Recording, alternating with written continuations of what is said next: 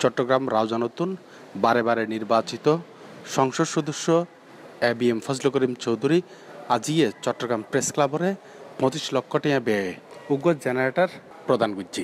এই জেনারেটর দেওয়ান উপলক্ষে চট্টগ্রাম প্রেস ক্লাবত ওনার সাথে সাংবাদিকসকলের এক মত বিনিময় সভা অনুষ্ঠিত হই। আর এই মত বিনিময় সভাত এবিএম ফজলুল করিম চৌধুরী হই যে চট্টগ্রামের সকল এমপি মন্ত্রী এবং যারা কনসার্ন ব্যক্তি তাদেরকে নিয়ে বসে চট্টগ্রামের জন্য একটি বিশাল ফান্ড মাননীয় প্রধানমন্ত্রীর কাছে আমরা চাইব, যেটা দিয়ে চট্টগ্রামে ওয়ান্স ফর অল এই ডেভেলপমেন্ট ওয়ার্কগুলো আমাদের করা দরকার।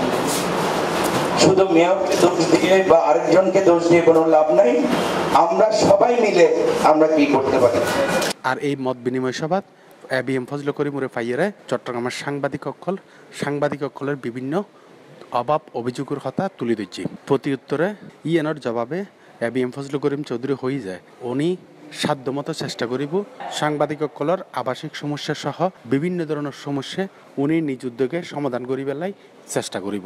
মাননীয় প্রধানমন্ত্রীর কাছে বলেন, প্রয়োজনে আমি নিজে প্রধানমন্ত্রীর কাছে যাব, যে বলবো যে এই জায়গাটা আপনারা দেন। আমাদের হাজার হাজার একর জায়গা আছে, এখানে অল্প কিছু জায়গা যদি আপনারা দেন, এই জায়গাটার মধ্যে আপনাদের সাংবাদিক ভাইদের জন্য 300-400টা ফ্ল্যাট আপনারা বানাতে হবে না, যে কোনো ডেভেলপারকে দিয়ে দিলে অর্ধেক পাবেন। সুতরাং এই জিনিসটা করে এটাকে খুব অসম্ভব কোনো কিছু না, কারণ আমি যে কোনো কিছু মানুষের জন্য সম্ভব, অসম্ভব জিনিসটা আমি বিশ্বাস করি না। এই সময় চট্টগ্রাম প্রেস ক্লাব, সাংবাদিক ইউনিয়ন এবং সিনিয়র সাংবাদিকসকল ব্যাগুন উপস্থিত আছিল।